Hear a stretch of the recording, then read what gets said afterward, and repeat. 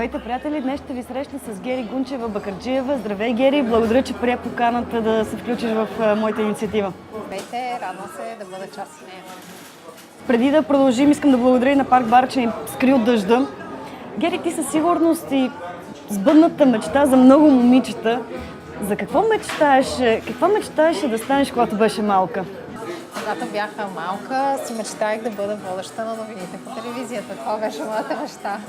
Гледах тогава, имаше, мисля, че Ефир 2 се казваше и Канал 1 и гледах водещите на новините и си мечтаех, че един ден ще бъда като тях. И казах на моя дядо, лека му пръст: дядо, да знаеш, аз един ден ще бъда като тези там какичките, водещите по телевизията. А как започна кариерата ти на модел? Аз съвсем случайно, кариерата ми на модел започна съвсем случайно. Никога не съм искала да бъда модел, въобще не съм си замислила, че мога сама да търся развитие в тази област. В моето училище, където учих, в гимназията, в която учих, дойдоха скаути. И моята най-добра приятелка от класа ми каза: хайде да отидем да се запишем, да видим, може да ни вземат на... Първо се минаваше един курс за модели, където учи как да ходиш, как да позираш. Аз казвам: хубаво, ще отида. Не, ще отидеш, там искаш. И така почна всичко. После ме одобриха, на мен стана интересно. И в началото ми беше окей, защото може да си докарвам, бях малка, бях на 14 години, може да си докарвам допълнителни пари за тази възраст. Примерно ходих по разни промоции, правих на разни промоции в магазините, на различни търговски стоки и си взимах допълнителни пари за това към моите джобни и беше супер. Какво беше усещано, когато стана мис България? То беше много... В смисъл, аз не си спомням много. Човек, когато изпитва някакви силни емоции, дали са положителни или отрицателни, често пъти има петна. И аз не имам петна. Не си спомням напълно всичко, но силни, много силни. Това също е някакси на шега. Всички казах: хайде, да яви се на този конкурс. Кола ще се явя на един конкурс. Айде, ще се явя по-толкова. Щом толкова много държите, ще се явя. Естествено, не ми е било искам. В никакъв случай не съм било нито фикс идея, нито най-голямата мечта. Просто се случи. Всъщност ти постигна голям успех в една област. Как събра смелост да се насочиш към друга и как гледаха хората, когато реши да ставаш журналист, да сбъднеш наистина детската си мечта? Първо, аз винаги съм била наясно, че това с моделството е до време и то в никакъв случай не може да бъде някаква кариера, която да има продължително развитие. И още докато му беше времето, започнах да подготвям пътя си за сбъдването на моята детска мечта. И лека по лека в никакъв случай не се случи. В началото най-първо започнах в едно предаване като помощник, асистент, влизах от време на време с разни рубрики. Така работих една година, после известно време не работих, после си намерих първата ми работа като спортен журналист. Между другото се случват много случайно нещата. Почти не стават по каналния ред. Примерно първата ми работа като спортен журналист, запознах се много момиче, което работеше в тогавашна телевизия, когато стартирах.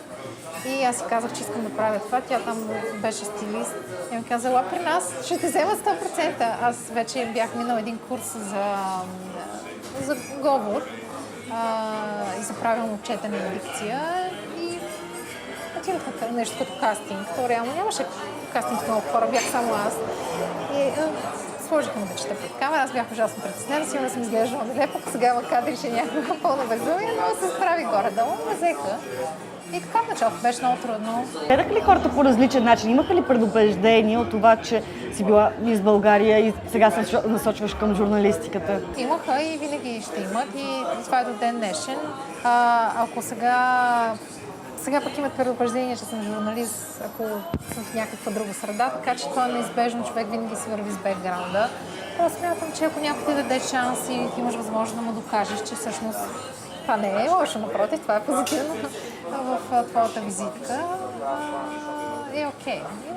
Не се случва винаги. Трябва да се лъжим, че всичко е розово и всеки с отворени обятия те чакат, за да ти разпроставиш най-доброто от себе си. Напротив, често пъти трябва да проявиш сериозно търпение и големи усилия, за да почнеш нещо ново и да се трудиш в него.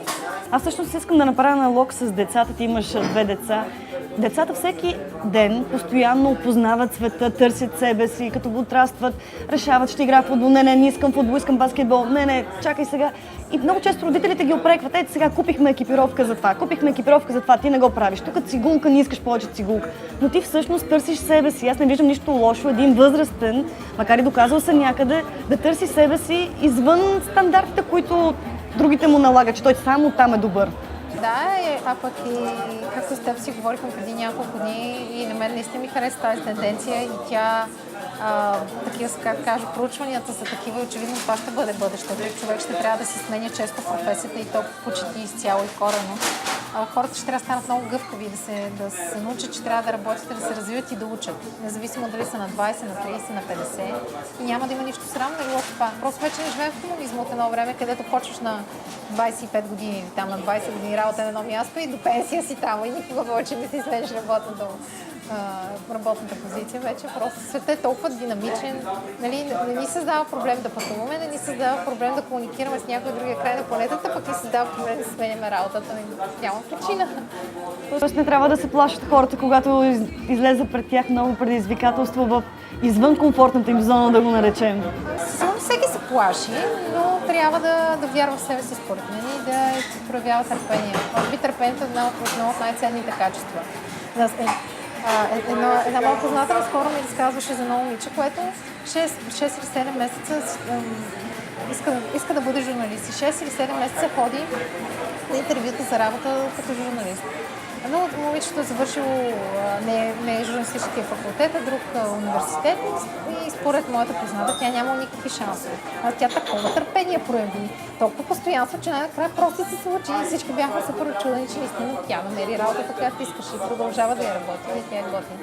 Което това е показателно, просто човек трябва да е постоянно търпелив. Наистина вярвам. Много ти благодаря, Гери.